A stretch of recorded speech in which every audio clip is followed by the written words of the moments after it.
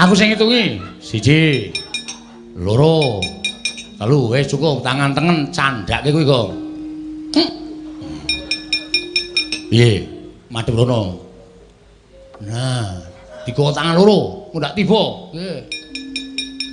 Mati ajar dasmu. Ah, kene wedi. Kene wedi ro pusakane dhewe. Iki pancen cah edan ora. Aku mung njajal kok. Duwe pusaka gleleng barang tak cekel mati jeneng aku kok bengok-bengok ora.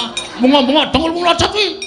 Kuwi nganti tekir karo dadaku aku mati tenan. Ha ya ora mungkin ya. Minggir. Ya. Minggir ah, cuplok matamu. Iki canggleleng iki. Awas ora mlaton, ora ngerti kanthi jane iki.